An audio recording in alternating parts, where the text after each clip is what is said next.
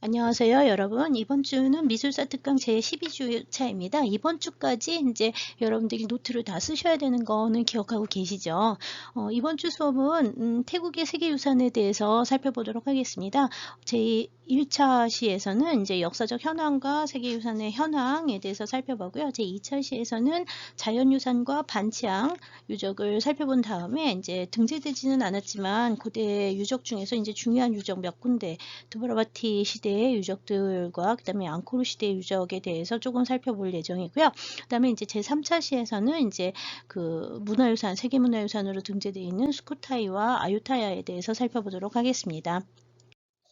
요즘은 저 코로나 때문에 동남아에 못 가지만 한동안 태국은 우리나라 사람들이 굉장히 많이 가던 그 관광지 중에 하나죠. 지금 코로나 와중에 좀 힘든 나라 중에 하나이기도 한데요. 왜냐하면 태국은 기본적으로 이제 국민의 대부분 농업에 종사하고 있고, 그 다음에 이제 국외 수입은 그 관광을 통해서 벌고 있는데, 지금 이제 이 코로나 때문에 관광객들이 들어가지 못하니까 여러 가지로 힘들다고 하고 있더라고요.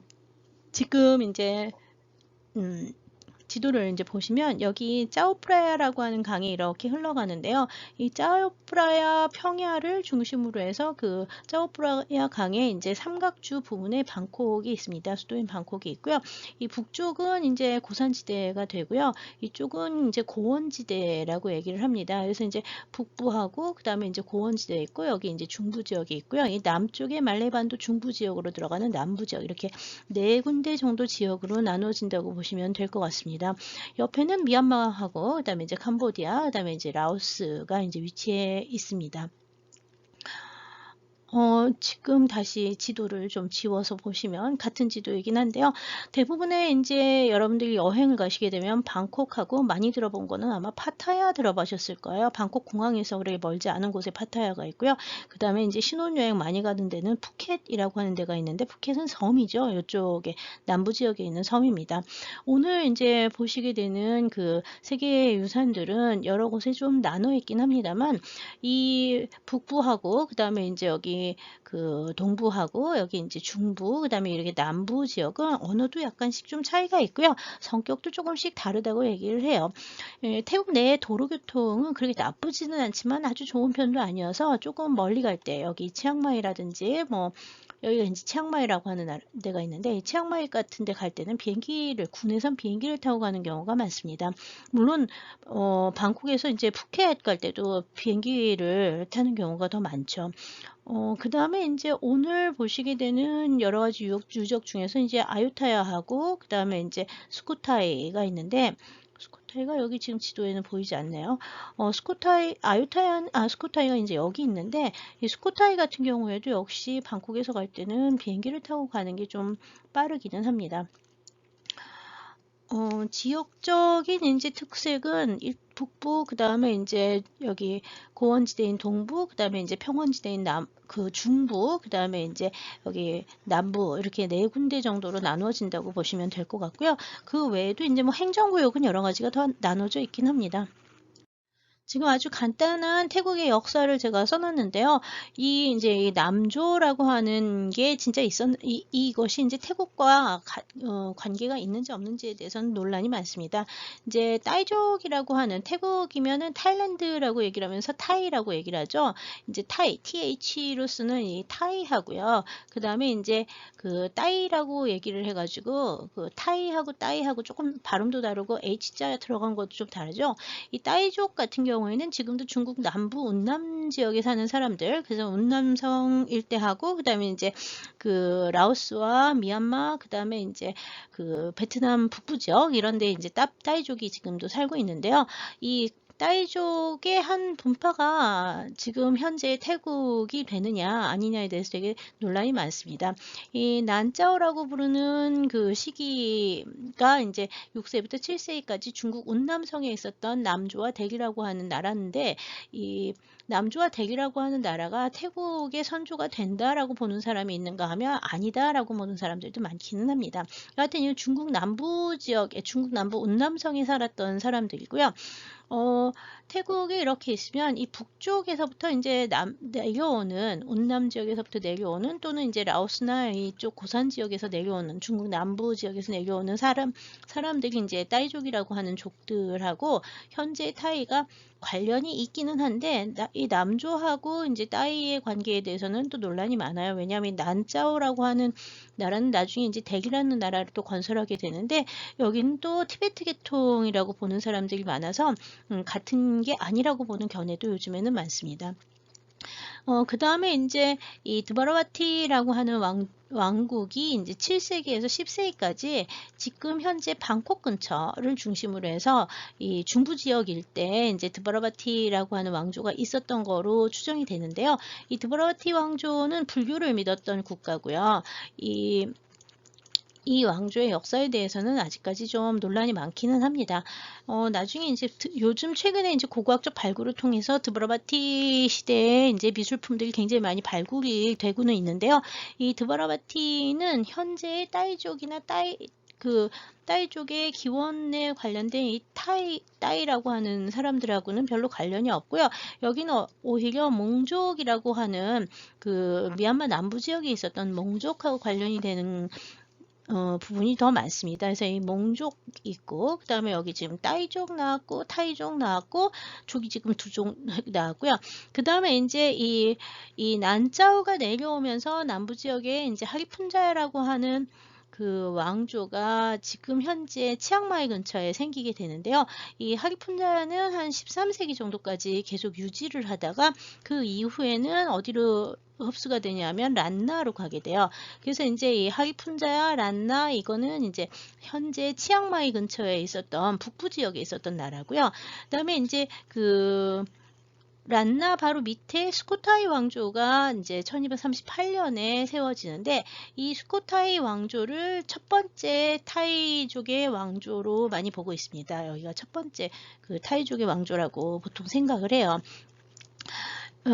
이제 스코타이가 이제 스코타이 지역에서 이제 왕조가 처음 생겼고요. 아유타야는 현재 방콕보다 조금 더 위쪽에 있는 아유타야 지역에서 이제 그 수도를 세우게 되는데 나중에 이 스코타이 왕조가 미얀마에 의해서 망하거든요. 미얀마 버마가 와가지고 그 이제 바인낭 왕이라는 사람 와가지고서는 이제 왜 종도 만들고 그 다음에 통일하고 막 이랬는데 그때 이제 스코타이가 멸망을 하면서 스코타이 사람들이 아유타야에 가서 합치게 됩니다. 그러면서 이제 아유타야를 중심으로 해서 18세기까지 크게 발달을 하다가 이 당시에 이제 또 아유타야가 또 한 번 이제 그 멸망을 하게 돼가지고 이 사람들이 이제 내려와서 톤부리 왕조를 세우게 되는데 톤부리 왕조는 굉장히 짧게 있다가 그 다음에 이제 현재의 짜클리 왕조로 이어지게 됩니다. 톤부리 왕조와 짜클리 왕조의 수도는 현재 방콕 지역이라고 생각하시면 돼요.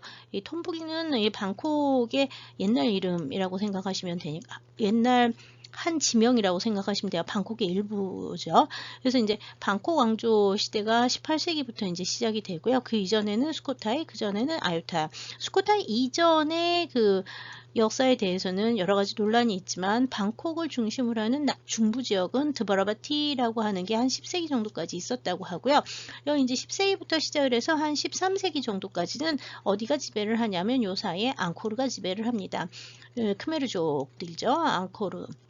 캄보디아의 앙코르가 이제 이 일대 현재 이제 태국의 대부분 다 앙코르가 10세기에서 13세기에 그 지배를 했었다고 보시면 돼요. 그래서 지금 역사에서 보면 드바라바티에서 갑자기 스코타이로 넘어가는 것 같은데 그게 아니라 이 중간에는 앙코르가 있어요. 그래서 앙코르 시대 유적이 상당히 많이 남아 있습니다.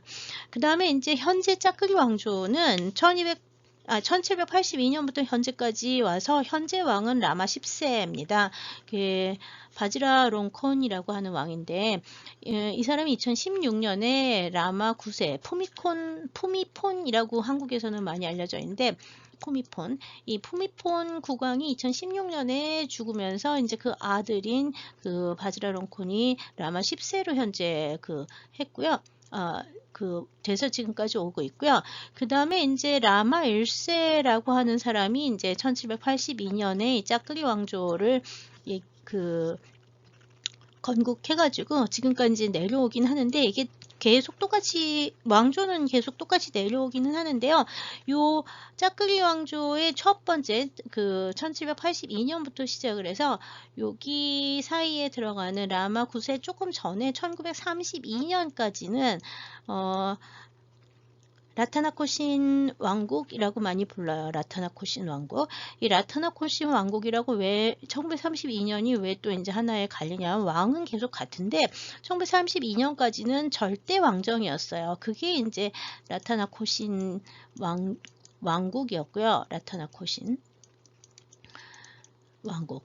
그리고 또 이제 이 시기를 또 뭐 이제 샴이라고도 부르죠. 샴 왕국이라고도 부릅니다. 샴이라고도 하고 시암이라고도 얘기를 하는데 이 샴 또는 시암 그다음에 라타나코신 왕국이라고 부르던 시기가 이 짜글리 왕조의 1782년부터 1932년인데 1932년에 이제 나라에서 쿠데타가 일어나 가지고요. 이때 뭘로 바뀌냐면 1932년에 입헌 군주제로 바뀌게 됩니다. 그래서 현재 그 왕은 그 국왕은 그 입헌군주제로 바뀌면서 정권 자체는 수상이 가지고 있었고요. 한동안은 군부 독재도 굉장히 오래 했고 굉장히 현대사가 복잡합니다.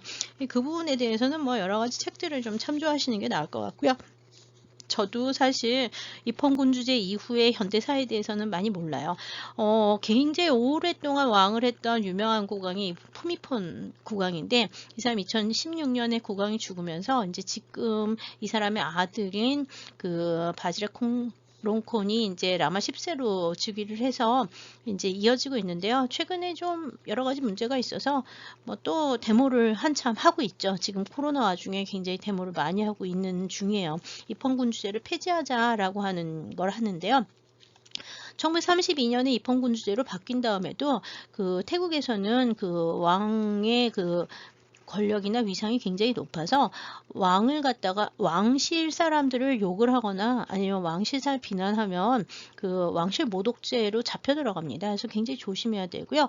태국에 가보시면 이렇게 왕과 그 국왕과 이제 국왕 뭐 가족들 사진이 굉장히 많은데 그 사진들 손가락질하면 큰일 납니다. 그 다음에 이제 그 왕의 사진이나 이런 거는 함부로 쳐다보지 못하게 돼 있고요. 그 공경을 올릴 때만 이렇게 존경을 올릴 때만 그 이제 쳐다를 볼 수 있어요. 그래서 이렇게 예의를 굉장히 갖추어 상이나 아니면 그림이라 해도 굉장히 예의를 갖춰야 되는 게 이제 중요한데요. 라마 10세는 지금 여러 가지 이제 사회적으로 물의를 많이 일으키면서 지금 최근에 그 이 코로나 와중에 올해는 방콕에서 계속 그 입헌군주제를 폐기하자, 뭐 왕실모독제를 폐지하자, 뭐 이러고서는 데모를 좀 많이 하고 있어서 혼란한 정국으로 이어지고 있는 중이라고 합니다. 뭐 어떻게 될지는 아직 잘 모르죠. 여하튼 그 태국인들에게 국왕은 굉장히 중요한 존재예요. 국왕은 나라를 전체를 상징하는 존재로서 그 여러 가지 이제 뭐 정치적 그 문제에도 불구하고 국왕을 언제나 존경을 했는데 제일 존경받던 이 푸미폰 국왕이 돌아가시면서 지금 아들 왕이 좀 여러 가지로 부족한 부분이 좀 있기는 하죠. 여하튼 1932년에 입헌 군주제로 바뀌어서 이 짜글리 왕조가 계속 이어지기는 하지만 왕조는 계속 이어지지만 그 정치 제도가 요 시기에 1932년에 바뀌었다라고 하는 걸 기억하시고요. 보통 이 짜글리 왕조라고도 얘기를 하고요. 또는 라마 왕조라고 얘기를 하기도 해요. 왜냐하면 라마 1세부터 10세까지 쭉 내려오니까. 그래서 짜글리 왕조, 그 다음에 이제 라마 왕조, 그 다음에 라타나코신 왕조라고 하는 게 이름은 다 다른데 사실은 다 같은 왕조라고 생각하시면 될 것 같습니다. 뭐 그렇게 보시면 사실 뭐 수코타이, 아유타이, 텀블이 짜글이 끝 하니까 간단할 수도 있는데 문제가 이제 이 이름이 짜글리 왕조라고도 하다가 라마 왕조라고 다 라타나코신 왕조라고도 하다가 막 이래가지고 좀 복잡한 부분이 있긴 한데요. 여하튼 다 이 짜글리 왕조는 그 방콕 수도로 둬서 1782년부터 지금까지 계속 이어지는 왕조다라고 생각하시면 될 것 같습니다. 네, 타이의 시작이라고 하는 게 아까 그 따이족이라고 하는 말을 했는데요. 지금 지도를 보시면 이 보라색으로 표현된 게 이 따이라고 하는 언어를 쓰는 그 사람들이 분포하고 있는 지도입니다. 기본적으로 이 여기 운남성의 대리하고 곤명이라고 하는 데가 있는데요. 대리와 곤명 지역은 따이족이 별로 없지만 그 밑에 쪽으로는 전부 다 따이족이 있어요. 그래서 따이족이 어디서 시작했는지는 잘 모르지만 중국의 이제 여기가 이제 베트남하고 광서성이 되는데 이 중국 남부 지역 서남부 지역이 되죠. 예, 운남성의 남부 지역, 요 일대, 시상판나나 이런 일대는 전부 다 따이족들이 지금도 살고 있고요. 이쪽이 이제 넘어가면서 따이족 언어를 가진 사람들이 여기 쪽에서 시원을 했을 것 같아요. 중국의 이제 광서 장족 자치구 쪽이 되는데 주앙이라고 돼 있잖아요. 장족이에요. 장족. 이 장족들부터 시작을 해가지고 이 고산 지역으로 넘어오면서 베트남 일대, 라오스 일대, 그 다음에 이제 이쪽에 샨이라고 하는 데가 미얀마의 샨족이 있는 데인데 이 샨족도 역시 따이족 계통의 언어를 쓰는 사람들이라고 알려져 있어요. 여기 샨족도 있죠. 그러고 난 다음에 이제 이 스코타이까지 타이족이 내려와서 스코타이 왕조가 이제 13세기에 건설이 된다고 보고 있고요. 그러면서 계속 남하에서 현재 남부 지역까지 다 오게 되는데요. 그 이전에는 이 밑에는 몽크메르라고 하는 몽족들이 이제 살았던 지역이라고 해요. 그래서 지금 태국 같은 경우에는 이쪽에서 내려오는 사람도 있고 이쪽에서 내려오는 사람도 있고 이쪽에서 들어가는 사람도 있고 원래 여기 사는 사람들도 있어서 역시 태국도 따이족의 단일 국가처럼 사람들이 얘기를 하고 있지만 실제로는 굉장히 이렇게 혼합된 여러 종족이 혼합된 부분이 좀 강하고요. 특히 이제 중국계 사람들이 많이 와서 정착을 한 부분이 있어요. 짜크리 왕조 같은 경우에도 뭐 여러 가지 논란이 있거든요. 중국인과의 혼혈이라고 하는 설이 굉장히 많기는 하죠. 그런 말 하면 안 되긴 하지만.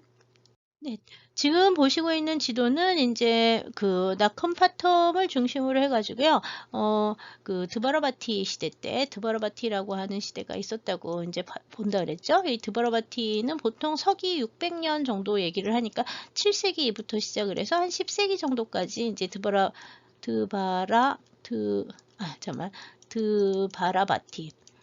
드바라바티라고 하는 나라가 있었을 거라고 하는데 이 드바라바티라고 하는 왕국은 사실 어디가 수도였는지 정확하지 않아요.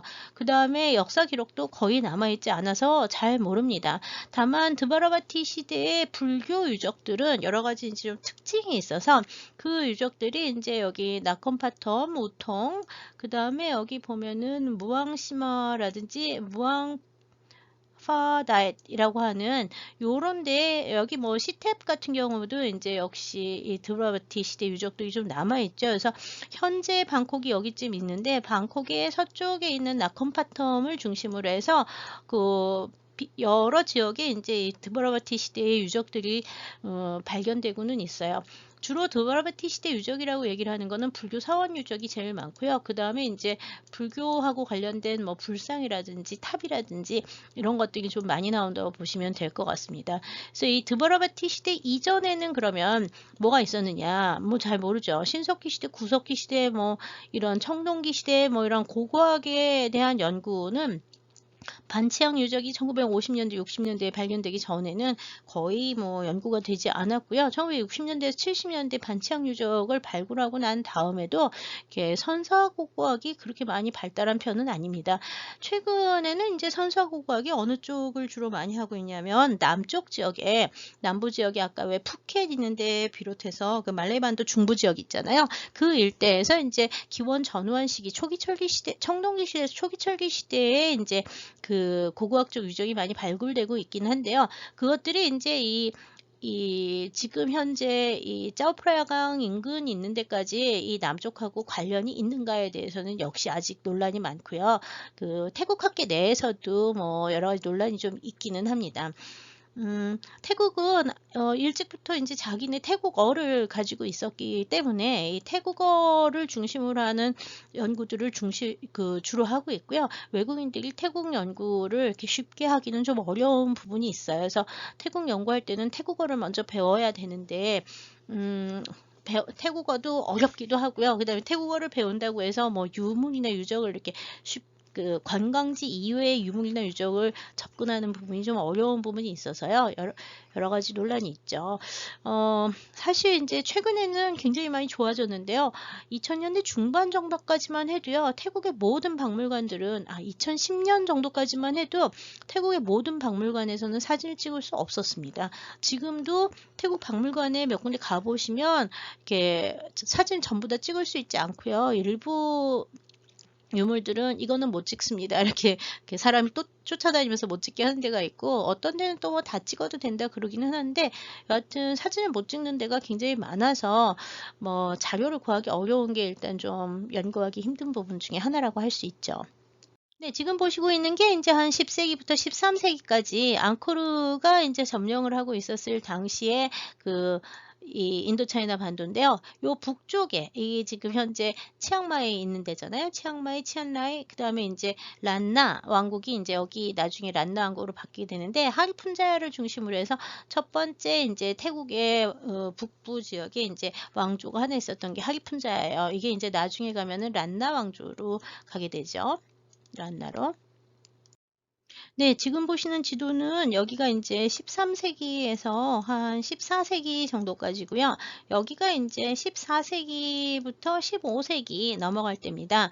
여기 이제 보시면 여기 킹덤 오브 스코타이라고 하는 왕조가 있는데, 이 스코타이 왕조는 1238년에 건국을 해서 1438년까지 갔습니다. 그 다음에 이제 여기 하리푼자야가 있었던 데에는 란나로 바뀌게 되고요. 나중에 이제 란나는 계속 이어지는데, 요 주변에 있었던 그 나라 중에 하나, 요 주변에 이제 라오스의 전신이 되는 란쌍 왕조가 세워진다 그랬잖아요. 그 즈음에 이제 아유타야도 역시 만들어지게 됩니다. 아유타야가 건국이 되는 게 1351년, 1351년부터 시작을 해가지고 1767년까지 가고요. 란쌍 왕조 아직 나눠지기 전이니까 이건 한 15세기 정도 라고 보시면 될 것 같아요. 여기 스코타이는 멸망을 하고 그 다음에 이제 란쌍이 들어가는 15세기 중반, 뭐 이 정도 생각하시면, 중반에서 16세기 넘어갈 때 지도가 이쪽이라고 생각을 하시면 되고요. 여기는 13세기 때라고 이제 보시면 될 것 같죠. 앙코르는 여기까지 내려왔다 그러지만 실제로는 뭐 요 일대도 계속 이제 앙코르가 아직은 그 힘이 있고요. 나중에 이제 앙코르에서 저걸 가져와서 란쌍 왕조가 생긴다는 얘기를 라오스 할 때 얘기를 했었는데, 이렇게 이어진다고 보시면 되겠습니다. 란쌍 왕조 얘기를 하면서 이 란쌍 왕조의 왕을 하던 왕자가 란나에 가가지고 왕을 하다가 다시 이제 란쌍과 란나를 같이 통치를 한다고 얘기를 했는데, 이 북부 지역은 이 남쪽 지역하고는 차이가 있었다는 거예요. 이런 거 보시면. 란나는 나중에 이제 태국으로 합병이 되고요.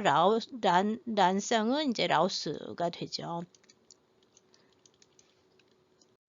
네, 지금 보시는 지도는 여기 보시면 스코타이가 아직 있죠. 그 다음에 아유타야가 또 생겼으니까 14세기 말부터 시작을 해서 15세기 전반 정도까지의 스코타이가 망하기 전까지의 지도라고 보시면 되고요. 이 위에는 란쌍이 아직 있고요. 여기는 이제 란팡이라고 하는 치앙마이 왕조가 잠깐 또 있어요. 란나 다음에 이제 들어오는 치앙마이 왕조가 되는 거죠. 그러고 난 다음에 이제 나중에 스코타이가 멸망을 하고 난 다음에 아유타야가 이제 스코타이 위쪽으로 가서 점령을 하고, 그다음에 치앙마이 점령을 하고, 나중에 란쌍도 점령을 하고, 그다음에 이제 여기 앙코르 일대까지 점령을 해가지고요. 엄청나게 커다란 국가를 이제 만들게 됩니다. 앙코르까지 정벌을 하고 난 다음에. 그래서 이제 17세기 정도, 80년대 정도가 되면 이 샴이라고 하는 이름으로 이제 서양인들한테 알려지기 시작을 했고요. 이 샴이라고 하는 거는 한 16세기에서 17세기에 이 지역을 이제 왔었던 포르투갈인들에 의해서 유럽으로 이제 여기에 이제 포르투갈 사람들이 이 사람들을 이제 태국 사람들을 샴이라고 불러서 포르투갈에서 유럽으로 전해진 그 태국의 이름이 샴으로 전해진 그런 때가 되고요. 1680년대 정도에는 포르투갈뿐만 아니라 프랑스라든지 스페인이라든지 이렇게 유럽의 여러 나라들이 이쪽으로 와서 아유타야랑 이 당시 다 아유타야예요. 이 아유타야와 계속 교역을 했습니다.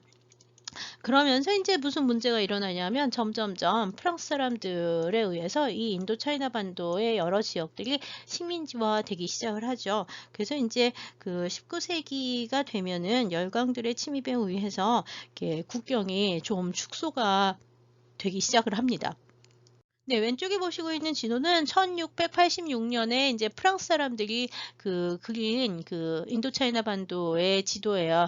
여기 보면 까르트 듀 로와이유 드 시암이라고 하잖아요. 그러니까 샴 왕국의 지도라고 되어 있습니다. 이제 19세기가 들어가면은요, 여기 1863년부터 시작을 해가지고 점점 그 외국인들이 들어와서 요 보라색으로 들어간 거는 프랑스인들이 이제 차지한 땅이 되고요. 그다음에 여기 1885년 미얀마를 들어온 영국 팀들에 의해서 요 지역은 이제 붉은색은 영국에 의해서 이렇게 태국의 태국의 이제 영토가 계속 줄어들게 되죠. 이 당시에는 이제 라타나코신 왕조가 들어서 있을 때인데요. 이 라타나코신 왕조, 짜크리 왕조가 이제 들어와 있을 때인데, 이제 서양인들에 의해서 이제 북쪽과 그다음에 이제 그 동쪽, 그다음에 남쪽에서 계속 영토를 자꾸 이제 잃어버리게 되죠. 그렇지만 이제 프랑스하고 이제 조약을 맺어서 국경선을 그어놓은 게 현재 이 위쪽은 라오스로, 그 다음에 이 밑에는 캄보디아로 이렇게 바뀌게 되잖아요. 그래서 이제 라오스하고 캄보디아라고 하는 나라들이 나중에 이제 20세기 중반 들어와가지고 이제 독립을 하게 되고요. 여기 이제 원래 있었는데 뺏겼던 요런 지역들이 이제 계속 국경 분쟁 지역이 되고 있었다고 보시면 될 것 같아요. 네, 지금 보시는 왼쪽 지도가 이제 현재 태국 지도라고 보시면 되겠고요. 태국은 현재 76개의 작은 행정구역으로 나누어져 있습니다. 있지만 이제 크게는 지금 보면 북부 지역, 그 다음에 북동 지역, 동부 지역, 그 다음에 중부 지역, 그 다음에 남부 지역.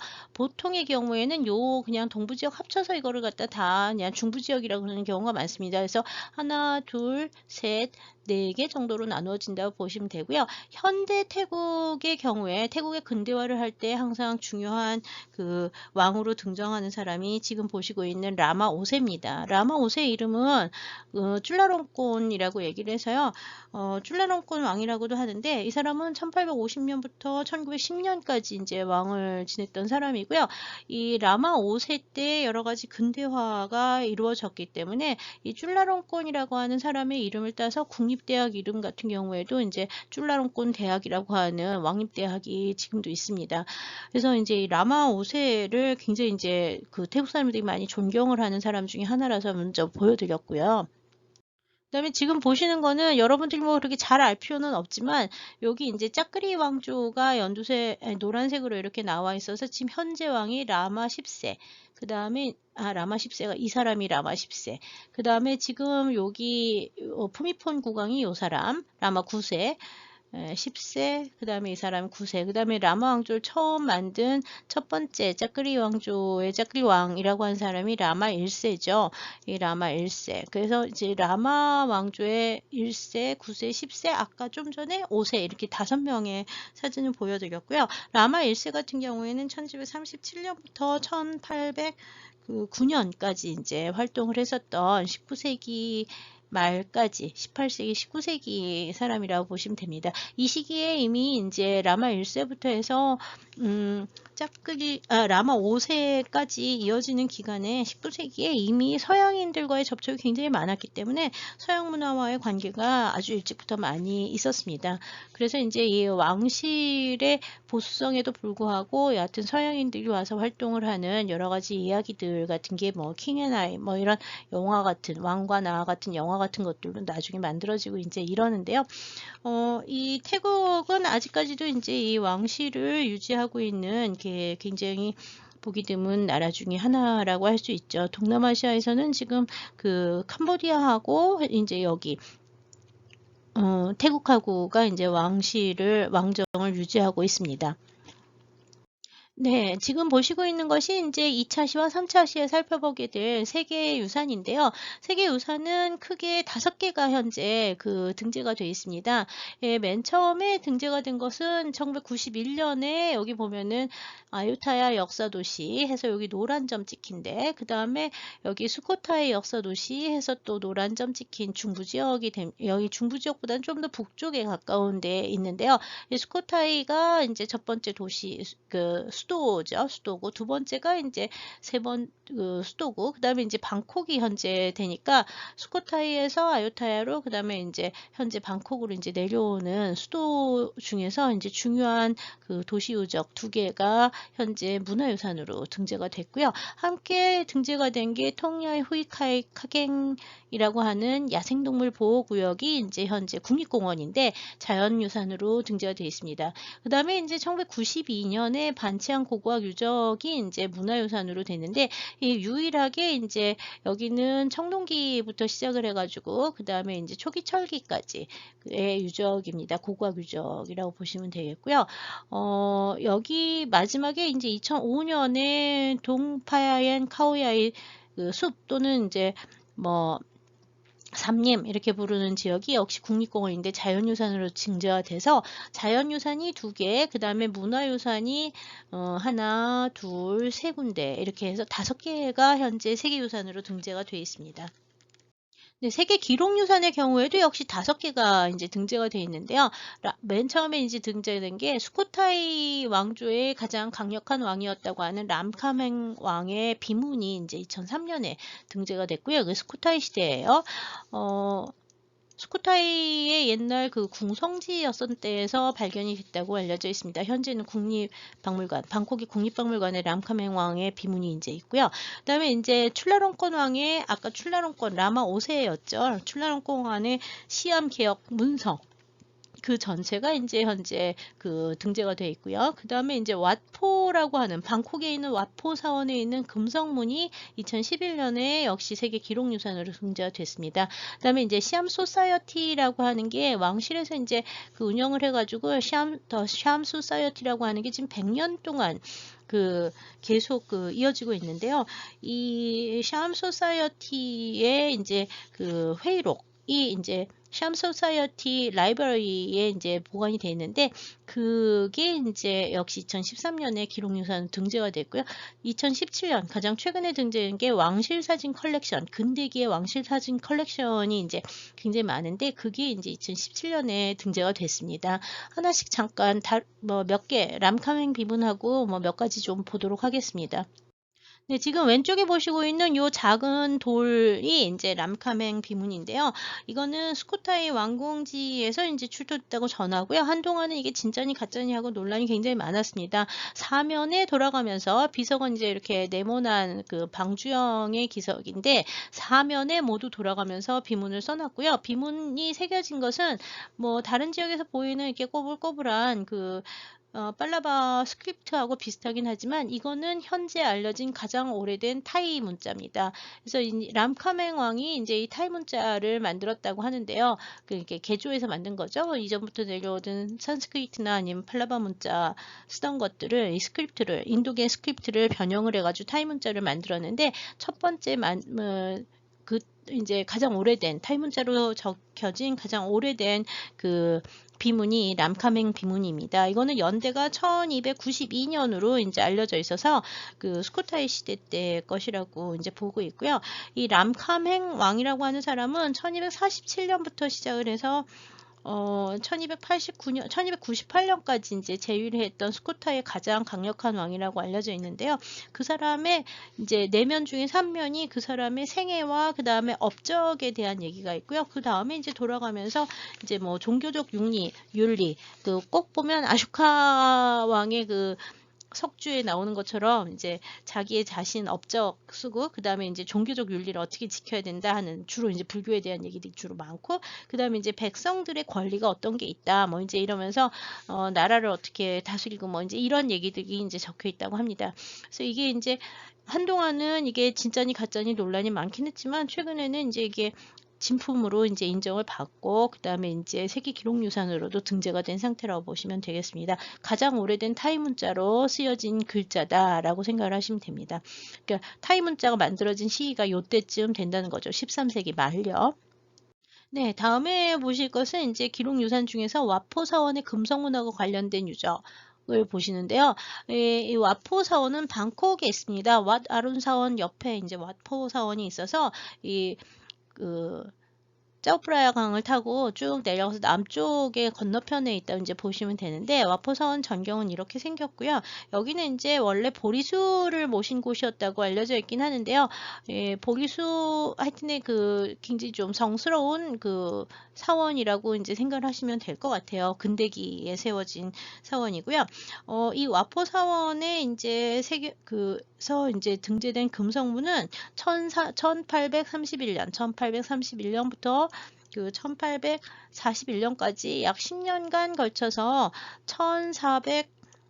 1431개의 돌에다가 경전하고 그다음에 이제 여러 가지 전승에서 내려오는 기록들을 갖다가 같이 새겼는데, 기록만 남은 것이 아니라 그 옆에다가 뭐 벽화라든지 이렇게 조각이라든지 이런 걸 같이 덧붙여 놔서요. 여러 가지 이제 민간의 이야기들이라든지 뭐 그다음에 제일 중요한 거는 이게 메디신, 약에 대한 얘기, 약과 처방, 마사지 뭐 이런 거에 대한 기록들이 여기 다 남아 있거든요. 그래서 사원 전체에 이제 이 조각들이 있다고 보시면 될 것 같습니다.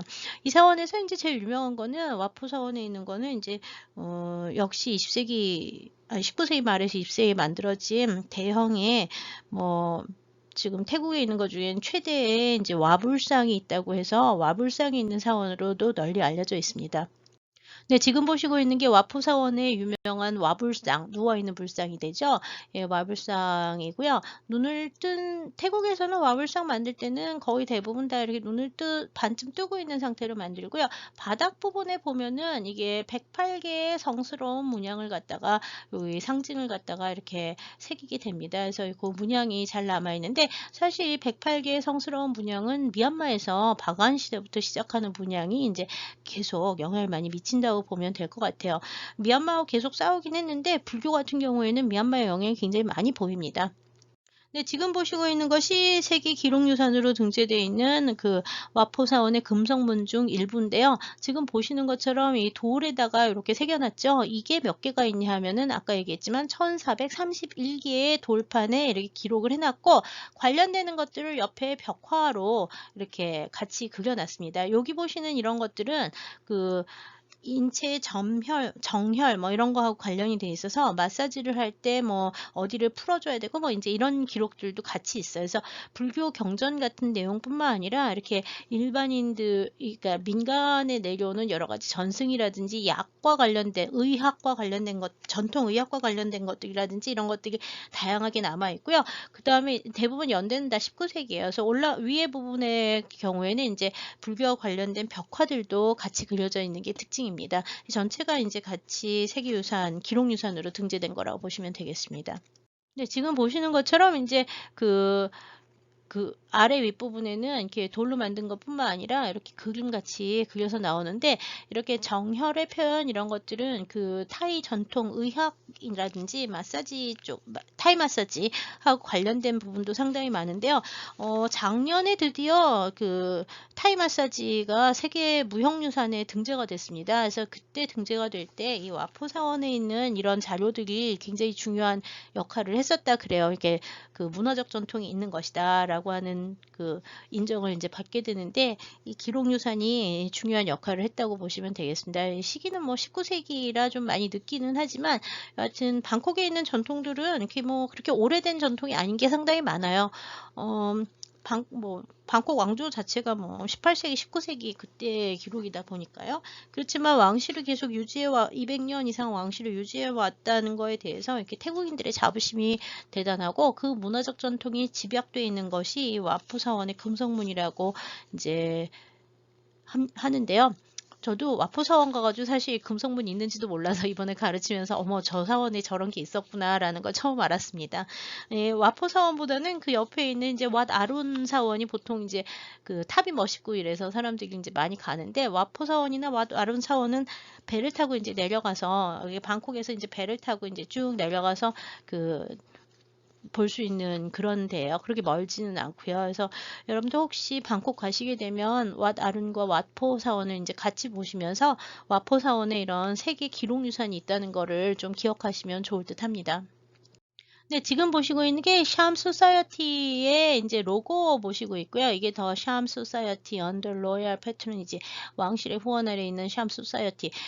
샴에 대해서 이제 여러 가지 그 연구 같은 것들을 많이 했던 기관 중에 하나예요. 예, 지금 샴 소사이어티는 방콕에 지금 계속 있고요. 여기 보면은 일부 유물이 깜띵하우스 뮤지엄 해가지고 그 뮤지엄으로 공개가 되어 있습니다. 소장 유물들이 이제 공개가 되어 있고요. 요 오른쪽에 보고 있는 것들이 이제 그 샴 소사이어티에 이제 그 남아있는 그 의사 기록들입니다. 이게 이제 세계 기록유산으로 등재가 된 거고요. 샴 소사이어티에서는 호텔도 운영을 하고 있고요. 이게 태국 문화를 갖다가 외국인들에게 알리는 굉장히 이렇게 역할을 하는 중요한 곳으로 알려져 있고요. 또 저널 오브 샴 소사이어티라고 하는 저널은 태국 문화 연구를 할 때 거의 유일한 그 지금은 좀 더 많아지긴 했지만 옛날부터 내려오는 아주 전통적으로 중요한 그 저널 학술 저널이에요. 그래서 태국의 문화와 역사 연구에서 굉장히 중요한 위치를 차지하는 이 샴 소사이어티의 그 자체 기록이 이제 현재 기록유산으로 등재되어 있다는 점이 이제 좀 독특하다고 할 수 있습니다.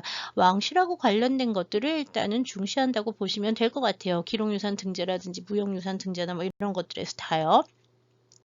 네, 지금 보시고 있는 게 이제 그 최근 2017년에 등재가 된 그 왕실의 사진 컬렉션의 일부를 보여드리고 있습니다. 이 왕실 사진 컬렉션은 한 18세기부터 시작을 해서 지금까지 이제 계속 나오면서 왕실 사람들이 외국에 가서 찍은 사진도 있고요. 전통적인 복식을 하고 나오는 그 왕들의 사진들도 있고요. 그 다음에 이제 갓 결혼한 왕자와 그 왕세자비 뭐 이런 사람들의 커플 사진들 뭐 이런 것들 그다음에 이제 태국을 방문했던 외국인들의 사진 즉위식에서 사용되었었던 의례기 뭐 이런 것들의 그 사진이 다 남아 있어서요. 근대기 이후에 그러니까 한 뭐 18세기 이후에 태국 왕실의 역사를 연구를 할 때 굉장히 중요한 자료가 되고 있습니다. 재밌는 것들도 상당히 많죠.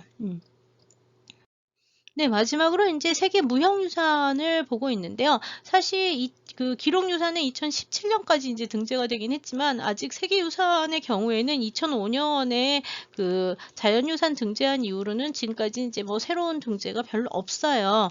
그리고 이제 최근에는 이제 그 태국에서 중요시하고 있는 게 세계 무형유산 등재에 좀 힘을 많이 쓰고 있는 것 같은데요. 2018년에 등재가 된 게 이제 태국에 가면 춤극인 콘이라고 하는 거. 콘이라고 하는 게 지금 보고 있는 그림이 콘이라고 하는 무용극인데요. 기본적으로 이거는 라마야나 내용을 그 가면극으로 하는 거라서요. 이 태국에만 있는 거는 아니고 비슷한 그 가면극들이 그 말레이시아나 아니면 미얀마나 라오스 같은 데도 이 콘하고 비슷한 것들이 있어요. 근데 지금 태국에서만 이 라마야나 이야기를 갖다 콘이라는 이름으로 등재를 해가지고요. 다른 나라들에서 또 역시 여러 가지 얘기들이 좀 많습니다. 문제가 많고요. 이 콘에 가면은 지금 이제 그게 뭐 이거 같은 경우 라바나인데 라마야나라는 얘기는 인도네시아에서도 나왔고 이렇게 힌두교 신화에서 많이 나온다 그랬잖아요. 그다음에 이제 발리 같은 데에서도 이 라마야나 얘기가 이렇게 춤으로 많이 돼서 춤극이 이제 라마야나 공연한다 그랬는데 라마와 시따라고 하는 라마라는 왕자와 시따라는 공주의 사랑 이야기예요. 근데 이 둘이 결혼을 해서 살고 있는데 시따가 너무 아름다워서 라마가 어디 잠깐 외출을 나간 사이에 라바나라고 하는 악마가 시따를 납치를 해요. 그래서 그 라바나의 섬에 이제 시다를 데리고 가는데 그 섬에서 이제 다시 라마가 이 시다를 구출해 오는 그런 얘기가 라마야나거든요. 그래서 라마하고 라바나가 전쟁을 하고 그다음에 이제 뭐 라바나가 시다를 갖다 유혹을 하거나 뭐 그걸 거절하거나 뭐 그런 얘기들이 좀 많이 있는데, 여하튼 동남아시아에서는 인도네시아라든지 말레이라든지 어디서나 다 이 라바나 얘기가 아주 널리 그 연극이라든지 지금 보는 이렇게 가면극이라든지 아니면 뭐 춤이라든지 또는 뭐 인형극이라든지 이런 걸로 이제 연기가 되고 연행이 되고 있는데, 그 중에서 이제 태국에서는 이런 가면을 쓰고 하는 콘이라고 하는 것이 이제 그 무형유산으로 이제 등재가 됐습니다. 그 다음에 이제 작년에 등재가 된 새로운 그 무형유산이 타이 마사지예요. 누아타이 해가지고 이 타이 마사지, 전통 타이 마사지가 이제 세계 무형유산으로 이제 등재가 됐는데요. 타이 마사지를 받아본 적이 있으신지 모르겠는데, 이 뭐 요즘에는 우리나라에서도 이 타이 마사지, 태국 사람들이 와서 타이 마사지 많이 해주잖아요. 근데 이 타이 마사지가 2019년에 아까 보셨던 와포 같은 데에 있는 이렇게 어느 정혈이라든지 뭐 이렇게 사람의 기를 어떻게 풀어주는지 뭐 이런 것들에 대한 의학적인 단서와 함께 이제 세계 무형유산으로 등재가 됐습니다. 그래서 이것도 역시 여러 가지 얘기들이 좀 있긴 있어요. 근데 뭐 앞으로 또 뭐 더 다른 것들을 유형무산으로 등재를 할 예정이고요. 타이 마사지의 전통성을 강조하기 위해서 태국에서는 이렇게 그 타이 마사지에 대한 홍보를 최근에 좀 많이 하고는 있는데, 하여튼 타이 마사지를 즐길 때 이것도 세계 무형유산 중에 하나라고 하는 걸 좀 알고 아시면 좀 또 다른 기분으로 무형유산을 우리나라에서도 접할 수 있는 유산이라 좀 특이하긴 하지만, 하여튼 뭐 그거는 뭐 우리나라 김치가 그 세계 무형유산으로 등재가 됐잖아요. 김장인가 김장을 담그는 게. 그러니까 그런 것처럼 그 태국에서도 이 무형유산으로 이 타이 마사지를 등재를 작년에 했고요. 이제 올해 또 뭐 세계유산위원회가 열리면 또 다른 뭐 유산들이 더 첨가가 되긴 하겠지만, 현황은 이 정도로 보시면 되겠습니다. 세계 기록유산 5건, 그 다음에 이제 세계 무형유산 2건, 그 다음에 이제 세계 문화유산 3건, 세계 자연유산 2건 해서 뭐 동남아시아 지역에서는 제법 그 문화유산이 많이 등재가 돼 있는 상태긴 한데, 왕실하고 관련된 것들을 위주로 하다 보니까 아직은 그 유형 관련한 세계유산 관련한 자료들이 굉장히 많음에도 불구하고 아직까지 이렇게 등재가 많이 돼 있는 상태는 아니라고 보시면 될 것 같습니다. 태국은 가보시면 알겠지만 동남아에서는 굉장히 선진국에 속하고, 어떤 경우에 보시면 방콕 같은 도시는 우리나라보다 더 발전한 부분들도 종종 보이고 있어요. 그래서 왕실이 있기는 하지만 뭐 정치적으로는 좀 낙후했다고 보긴 하지만, 여러 가지 사람의 생활이라든지 뭐 이런 부분에서는 이렇게 상당히 발전한 부분도 많아서 동남아시아에서는 굉장히 강국 중에 하나라고 생각을 하시면 될 것 같습니다. 태국의 현황에 대해서는, 문화유산의 현황에 대해서는, 역사와 문화유산의 현황은 이 정도로 마치도록 하고요. 제 2차 시에서 이제 자연유산과 반치항 유적, 그리고 기타 등재되지 않은 유적들을 살펴보도록 하겠습니다. 감사합니다.